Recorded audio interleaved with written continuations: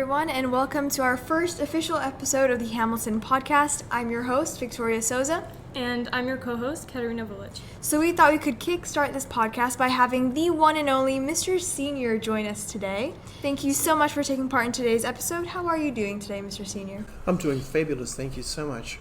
So, we've all seen him around school. We all know who he is. But today, we would really like to get to know the man behind Hamilton. So, we have a couple questions lined up for you today. So, Victoria, would you like to get us started? Sure. So, since this podcast is titled A Day in the Life of a Principal, why don't you walk us through your day? Okay, so walking through my day. My day is quite complex because I want to start with vision and culture. The vision for Hamilton is igniting passion, purpose and potential.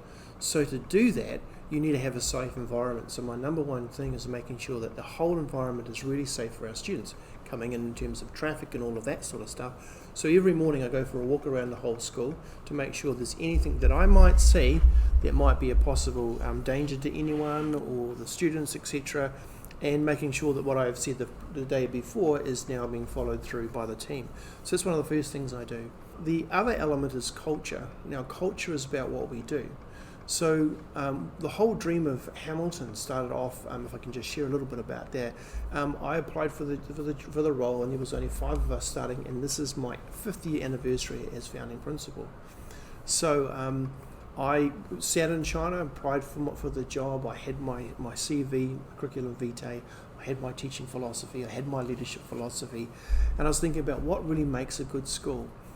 And I believe in passion, I believe in purpose, and I believe in potential, and I believe in children. I believe that students are the key to our future.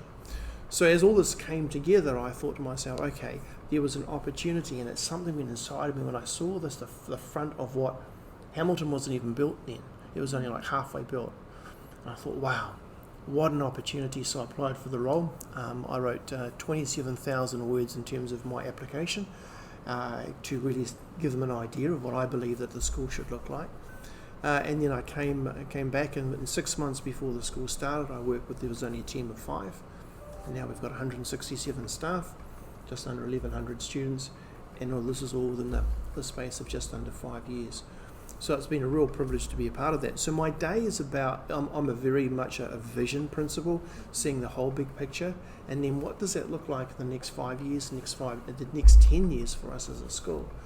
So then it's about making sure that we have all the staff and building that step by step and building the right people, because I have a vision, but in every heart of all the teachers has their component to make the school successful. Talk about the student council. Student council is so important to me because I believe in student voice. Not just where you think, oh, I'll come along with a few ideas, no, but integrally part of the school fabric to make sure that your ideas come to fruition within our school, because you carry a part of the Hamilton vision with you. So does everybody who comes through our school. So it's about that. And then I've got all these other mundane things that are written down on my page you're probably not very interested in hearing about. And maybe that could be asked at another time in terms of what I actually do during my day. But it's all around working with parents and working with students and admissions and marketing and projects and curriculum. Working with our regional office because I'm accountable to them. I'm accountable for the finances for our school. I'm accountable for making sure that our facilities are right.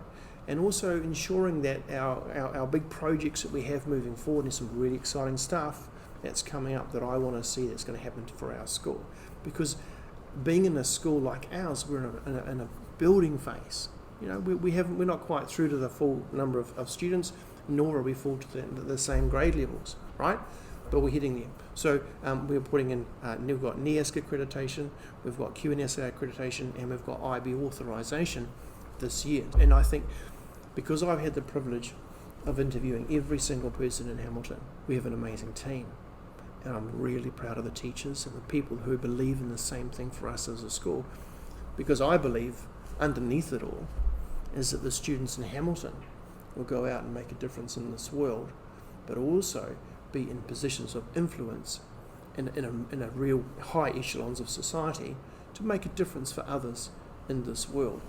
And I'm hoping that there's some things that they've learned in our school, when the key decisions are being made, that you'll be thinking back to that and you'll make the right decision. So if we do our job well, we not only equip our students for curriculum, which is important, but it's about relationships, it's about leadership, it's about caring and supporting one another. One of the things I always say is no one cares how much you know until they know how much you care. And so that's what I'm about. So when I meet people and we have people have time in my office, I hope that they leave going, this guy's okay. He's not so scary. That is such an amazing explanation. Thank you so much. So we were all wondering, since you are so passionate about this school, what were you like as a student? Not very good. When I was 5, I remember my mum was a teacher, and if you know what that's like, a bit scary. And I remember being 5 years old. I lived on an orchard. I had a motorbike, super exciting, and I was 5 years old, entering into school. And as I walked into school, something in my mind says, I don't want to be here. I want to go home. And I remember being dragged into school by my mum and plonked in the classroom, where I screamed the house down because I didn't want to be there. I wanted to be at home. And she left me. And I started at 5, and I'm now 55. Have been here in education. I've never left, but I've slowly worked my way up into a position where I can make it better for kids. So during school, I could tell you all sorts of stories of things that I did, which would be what would be considered naughty, but that's maybe a story for another day. That's different. I definitely wouldn't have expected that. I think none of us would from the principal. But what is a fun fact about you? Fun fact, for probably about 13 years I trained dogs, and I was part of a group called a Schutzhund Club, which is based out of Germany. And what we did is we trained dogs with tracking, obedience and protection work. So you put the sleeve on and the dogs bite the sleeve, and I did all that training, and I did it for many years. I had my own German Shepherds and did that training, and I love that because it's about training, it's about teaching, and it's being able to read the dog and what was the expectations for that, and I building searches and people who have done the wrong thing and all that sort of stuff. So I would take a dog up to police service dog level in a competition format, if that makes sense. So there's an interesting fact about me that no one probably knows. And my other interesting fact is my great-great-grandfather was on the Titanic, and he survived. So great things can come out of disasters. That is genuinely very interesting. And since we're already on the topic of fun facts, we would like to know what your favorite movie is. Shawshank Redemption. Have you ever watched Shawshank Redemption? Oh man, there's some homework for the weekend.